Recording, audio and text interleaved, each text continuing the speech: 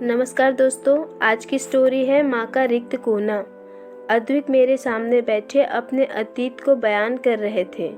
जीवन में कुछ भी तो चाहने से नहीं होता। इंसान सोचता कुछ है और होता कुछ और है। बचपन से लेकर जवानी तक मैं यही सोचता था कि आज ठीक होगा, कल ठीक होगा, मगर कुछ भी ठीक नहीं हुआ। किसी ने मेरी नहीं सुनी। सभी अपने अपने रास्ते चले गए। माँ अपने रास्ते चली गई, पिताजी अपने रास्ते, भाई अपने रास्ते। मैं खड़ा हूँ यहाँ अकेला, सबके रास्ते पर नज़र गड़ाए। कोई पीछे मुड़कर देखता ही नहीं। मैं क्या करूँ? वास्तव में कल उनका कहाँ था? कल तो उनके पिता का था, उनकी माँ का था। वैसे कल उसके पिता का भी नहीं था, कल तो था उसकी दादी का।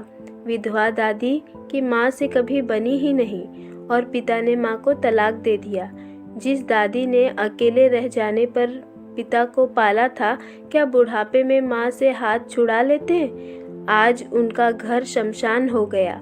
घर में सिर्फ रात गुजारने आते हैं वह और उनके पिता। बस मेरा तो घर में जाने का मन ही नहीं होता। कोई बोलने वाला नहीं। पानी पीना हो तो खुद जाकर पियो। चाय को जी चाहे तो रसोई में जाकर खुद बना लो। साथ कुछ खाना चाहो तो बिस्कुट का पैकेट, नमकीन का पैकेट, कोई चिप्स, कोई दाल भुजिया खा लो। मेरे दोस्त के घर जाओ तो सामने उनकी माँ हाथ में गर्मा गर्म चाय के साथ खाने को कुछ न कुछ जरूर लेकर चली आती हैं। किसी की माँ को देखता हूँ तो गलती से अपनी माँ की याद आने लगती है। गलती से क्यों? माँ की याद करना क्या गलत है? गलत ही होगा। ठीक होता तो हम दोनों भाई कभी तो पापा से पूछते कि हमारी माँ कहाँ है। मुझे तो माँ की सूरत भी ठीक से याद नहीं है। कैसी थी वह? कैसी सूरत थी?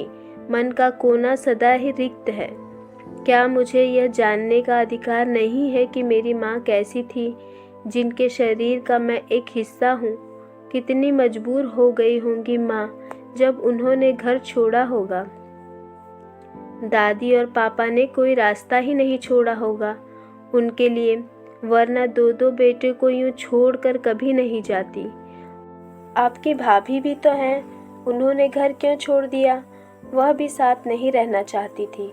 उनका दम घुटता था हमारे साथ। वह आज़ाद रहना चाहती थी, इसलिए शादी के कुछ समय बाद ही अलग हो गई। कभी कभी तो मुझे लगता है कि मेरा घर ही शापित है। शायद मेरी माँ ने ही जाते जाते शाप दिया होगा। नहीं, कोई माँ अपनी संतान को शाप नहीं देती। आप कैसे कह सकते हैं? क्योंकि मेरे पेशे में मनुष्य की मानसिकता का गहन अध्ययन कराया जाता है। बेटा माँ का गला काट सकता है, लेकिन माँ मरती मर जाए बच्चे को कभी शाप नहीं देती। यह अलग बात है कि बेटा बहुत बुरा हो तो कोई दुआ भी देने को उसके हाथ न उठे। मैं नहीं मानता। रोज अखबारों में आप पढ़ती नहीं कि आजकल माँ भी कहाँ माँ रह गई है। आप खूनी लोगों की बात छोड़ दीजिए ना। जो लोग अपराधी स्वभाव के होते हैं वे तो बस अपराधी ही होते हैं।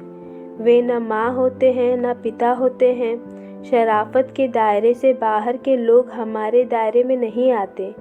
हमारा दायरा सामान्य है। हम आम लोग हैं। हमारी अपेक्षाएं, हमारी इच्छाएं साधारण हैं। बेहद गौर से वह मेरा चेहरा पढ़ते रहे। कुछ चुभ सा गया। जब कुछ अच्छा समझाती हूँ तो कुछ रुक सा जाते हैं। उनके स्वभाव, उनके चेहरे की रेखाएं फैलती सी लगती हैं, मानो कुछ ऐसा सुनना हो जो सुनना चाहते थे। आंखों में आंसू आ रहे थे अद्विक की।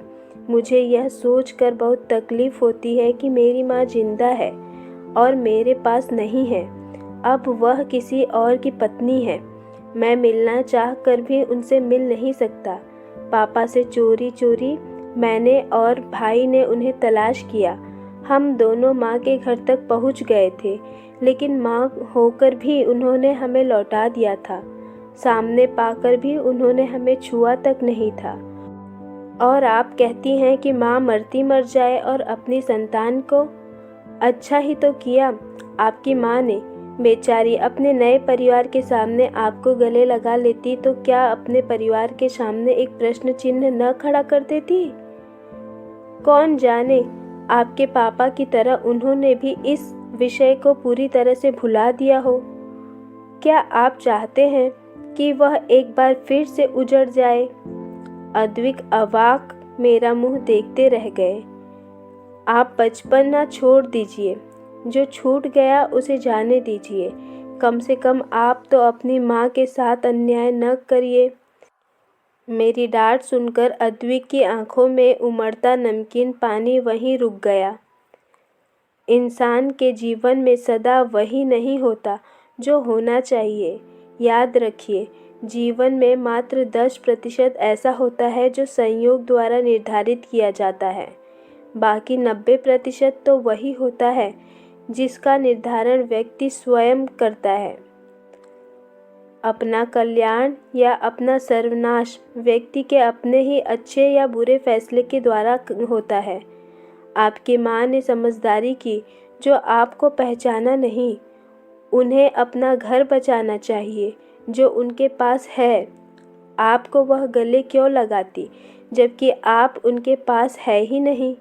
देखिए, आप अपनी माँ का पीछा छोड़ दीजिए। यही मान लीजिए कि वह इस संसार में ही नहीं है। कैसे मान लूँ जब मैंने उनका दाह संस्कार नहीं किया है?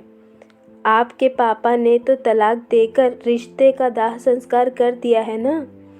फिर अब आप क्यों उस राख को चौराहे का मजाक बनाना चाहते हैं? आप समझते क्यों नहीं कि जो भी आप कर रहे हैं उससे किसी का भी भला होने वाला नहीं है। अपनी ज़बान की तलखी का अंदाज मुझे तब हुआ जब अद्विक बिना बताए उठकर वहाँ से चले गए। जाते जाते उन्होंने यह भी नहीं बताया कि अब कब मिलेंगे वह। शायद अब कभी नहीं मिलेंगे। अद्विक पर तरस आ रहा था मुझे, क्योंकि उनसे मेरे रिश्ते की बात चल रही थी। वह मुझसे मिलने के मेरे क्लिनिक पर आए थे। अखबार में ही उनका विज्ञापन पढ़ा था मेरे पिताजी ने। अद्विक, तुम्हें कैसा लगा? मेरे पिता ने मुझे पूछा। बिल्कुल वैसा ही जैसा कि एक टूटे परिवार का बच्चा होता है।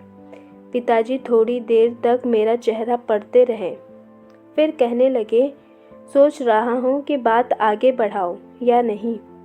पिताजी मेरी सुरक्षा को लेकर परेशान थे, बिल्कुल वैसे जैसे उन्हें होना चाहिए था। अद्विक के पिता मेरे पिता को पसंद थे। संयोग से दोनों एक ही विभाग में कार्य करते थे। उसी नाते अद्विक 1-2 बार मेरे क्लिनिक पर ही मुझे मिलने आए थे और अपना रिक्त कोना दिखा बैठे थे। मैं अद्विक को मात्र मरीज मानकर भूल सी गई थी। उस दिन मरीज कम थे, सो घर जल्दी आ गई। फुर्सत थी और पिताजी भी आने वाले थे, इसलिए सोचा क्यों न आज चाय के साथ गर्मा गर्म पकौड़ियाँ और सूजी का हलवा बना लूँ। 5 बजे बाहर का दरवाज़ा खुला और सामने अद्विक को पाकर मैं स्तब्ध रह गई। आज आप क्लिनिक से जल्दी आ गई? दरवाजे पर खड़े होकर अद्विक बोले। आपके पिताजी मेरे पिताजी के पास गए हैं और मैं उनकी इजाज़त से ही घर आया हूँ। कुछ बुरा तो नहीं किया? जी, मैं कुछ हैरान सी इतना ही कह पाई थी कि चेहरे पर नारी सुलभ संकोच तैर आया था। अंदर आने के मेरे आग्रह पर अद्विक 2 कदम ही आगे बढ़े थे कि फिर कुछ सोचकर वहीं रुक गए जहाँ खड़े थे। आपके घर में घर जैसी खुशबू है, प्यारी प्यारी सी, मीठी मीठी सी, जो मेरे घर में कभी नहीं होती है। आप उस दिन मेरी बातें सुनकर नाराज़ हो गए होंगे। यही सोचकर मैंने भी फ़ोन नहीं किया। अपनी सफाई में मुझे कुछ तो कहना था ना। नहीं, नाराज़गी कैसी, आपने तो दिशा ही दी थी मुझे। मेरी भटकन को एक ठहराव दिया था। आपने अच्छे से समझा दिया, वरना मैं तो बस भटकता ही रहता ना। चलिए छोड़िए इन बातों को, मैं सीधा ऑफिस से आ रहा हूँ। कुछ खाने को मिलेगा? पता नहीं क्यों मन भर आया मेरा। एक लंबा चौड़ा पुरुष जो हर महीने लगभग 30,000 रुपये कमाता है, जिसका अपना घर है, बेघर सा लगता है, मानो सदियों से लावारिस हो। पापा का और मेरा गर्मा गर्म नाश्ता मेज पर रखा था। अपने दोस्तों के घर जाकर उनकी माँ के हाथों में छिपी ममता को तरसी आंखों से देखने वाला पुरुष मुझ में भी शायद वही सब तलाश रहा था। आइए बैठिए, मैं आपके लिए चाय लाती हूँ। आप पहले मुंह हाथ धोना चाहेंगे? मैं आपके लिए तौलिया लाऊं? मैं हतप्रभ सी थी, क्या कहूँ और क्या ना कहूँ। बालक की तरह असहाय से लग रहे थे अद्विक मुझे। मैंने तौलिया पकड़ा दिया, तब एकटक निहारते से लगे। मैंने नाश्ता प्लेट में सजाकर सामने रखा। खाया नहीं, बस देखते रहे, मात्र चम्मच चलाते रहे प्लेट में। आप लीजिए ना, मैंने खाने का आग्रह किया। वह मेरी ओर देखकर कहने लगे, कल एक डिपार्टमेंटल स्टोर में मेरी माँ मिल गई। वह अकेली थी, इसलिए उन्होंने मुझे पुकार लिया। उन्होंने बड़े प्यार से मेरा हाथ पकड़ लिया था, लेकिन मैंने अपना हाथ छुड़ा लिया। अद्विक की बातें सुनकर मेरी तो सांस ही रुक गई थी। बरसों बाद माँ का स्पर्श कैसा सुखद लगा होगा अद्विक को। सहसा अद्विक दोनों हाथों में चेहरा छिपाकर बच्चों की तरह रो पड़े। मैं देर तक उन्हें देखती रही, फिर धीरे से अद्विक के कंधे पर हाथ रखा, सहलाती भी रही। काफ़ी समय लग रहा था उन्हें सहज होने में। मैंने ठीक किया ना? मेरा हाथ पकड़कर अद्विक बोले, आपने कहा था कि मुझे अपनी माँ को जीने देना चाहिए, इसलिए मैं अपना हाथ खींचकर चला आया। क्या कहती मैं? रो पड़ी थी मैं भी। अद्विक मेरा हाथ पकड़े रो रहे थे और मैं उनकी पीड़ा, उनकी मजबूरी देखकर रो रही थी। हम दोनों ही रो रहे थे। कोई रिश्ता नहीं था हम में, फिर भी हम पास बैठे एक दूसरे की पीड़ा को जी रहे थे। सहसा मेरे सिर पर अद्विक का हाथ आया और थपक दिया। तुम बहुत अच्छी हो। जिस दिन से तुमसे मिला हूँ, ऐसा लगता है कोई अपना मिल गया है। 10 दिनों के लिए शहर से बाहर गया था, इसलिए मिलने नहीं आ पाया। मैं टूटा फूटा इंसान हूँ। स्वीकार कर जोड़ना चाहोगी? मेरे घर को घर बना सकोगी? बस मैं शांति व सुकून से जीना चाहता हूँ। क्या तुम भी मेरे साथ जीना चाहोगी? डबडबाई आंखों से मुझे देख रहे थे अद्विक। एक रिश्ते की डोर तो तोड़कर दुखी भी थे और आहत भी थे। मुझ में अद्विक क्या क्या तलाश कर रहे होंगे, यह मैं भली भांति महसूस कर सकती थी। अनायास ही मेरा हाथ उठा और दूसरे ही पल अद्विक मेरी बाहों में समाये। फिर उसी पीड़ा में बह गए जिसे माँ से हाथ छुड़ाते समय जिया था। मैं अपनी माँ से हाथ छुड़ाकर चला आया। मैंने अच्छा किया ना राधिका? मैंने अच्छा किया ना? वह बार बार पूछ रहे थे। हाँ, आपने बहुत अच्छा किया। अब वह भी पीछे मुड़कर देखने से बच जाएंगी। बहुत अच्छा किया आपने। एक तड़पते बिलखते इंसान को किसी तरह संभाला मैंने।